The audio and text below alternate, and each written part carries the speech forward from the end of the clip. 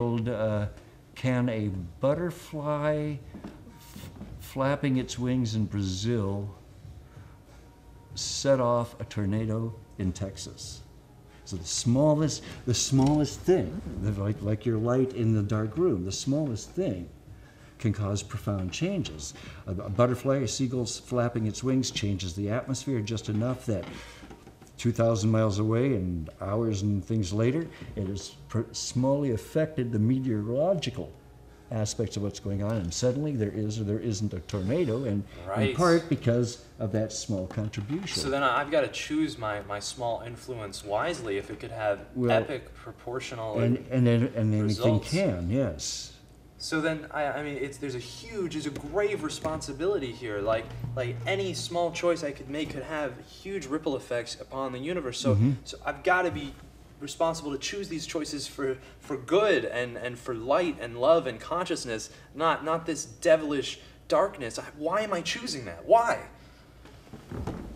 Well, you're stuck in a project, aren't you? For one thing, Yeah. But it's opened up a door. It's created something.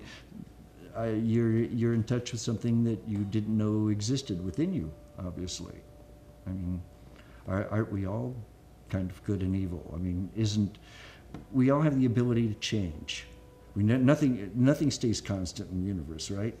The only thing constant is change. I mean, until we get that heat death. Never step in the same river twice. Everything's exactly. always changing. Or it's not the same rock now that it is 10 minutes ago. You're not the same person. Yeah. If you drink orange juice or choose not to drink orange juice, that changes who you are. You know.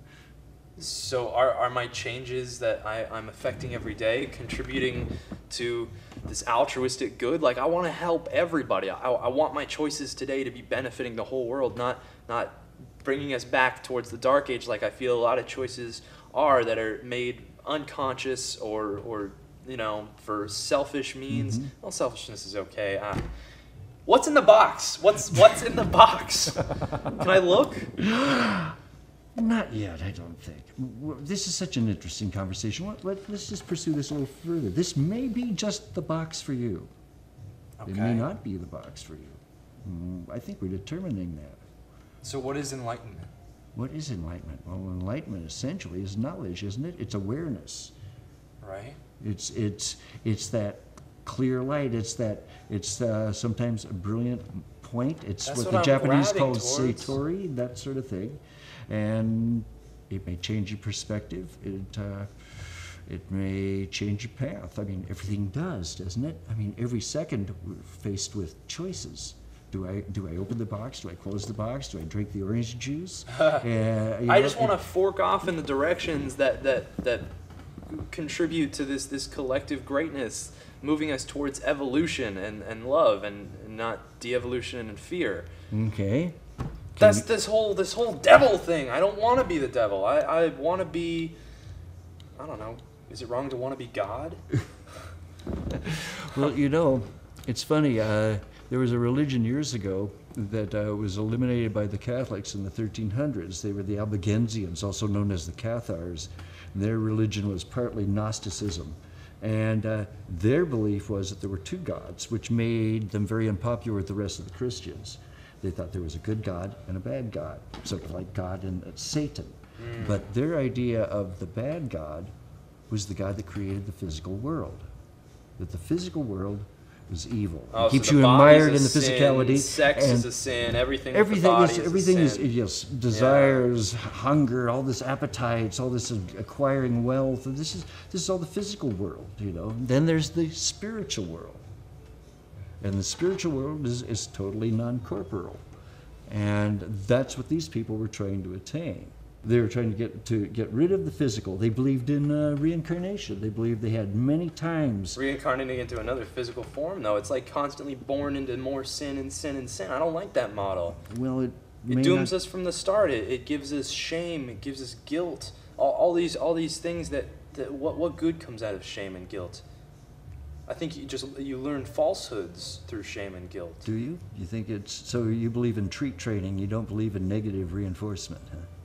Well, I guess negative reinforcement, if the consequences to your action you perceive as negative, then you learn, and that's fine. But But instead of practicing things like revenge, to practice things like forgiveness. And instead of guilt, just embracing the fact that we're imperfect beings in a relative universe that comes from an absolute source that is perfect. So we all, will funnel back into perfection and the absolute. But for now, can't we enjoy our imperfections? Isn't there beauty in our imperfections?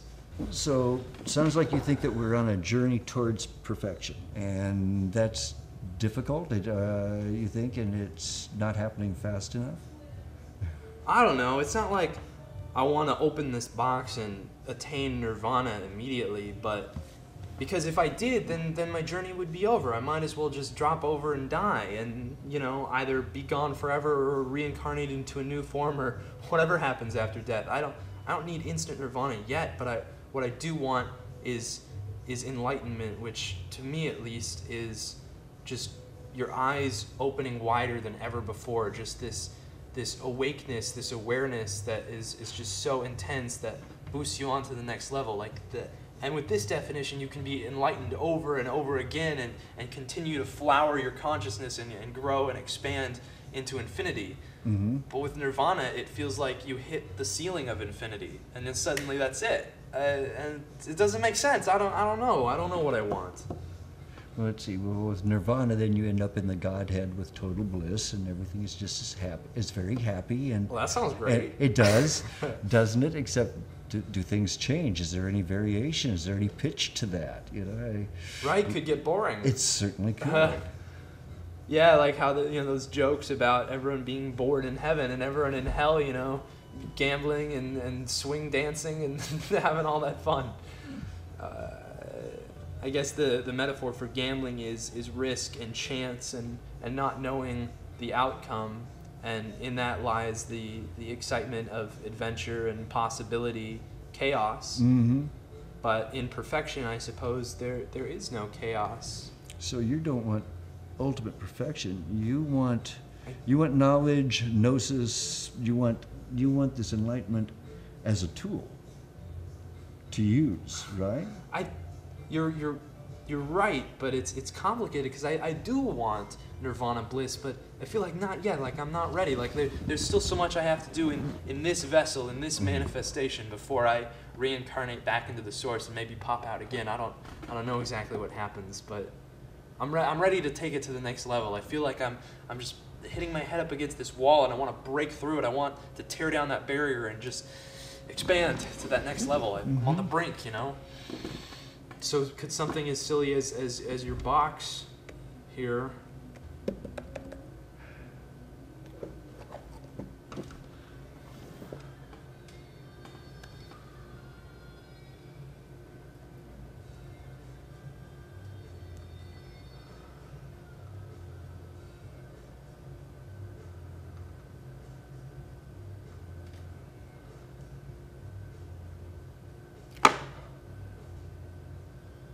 Thank you. I have to go. I didn't catch your name, but I don't think I ever will, and that's fine with me. Thank you.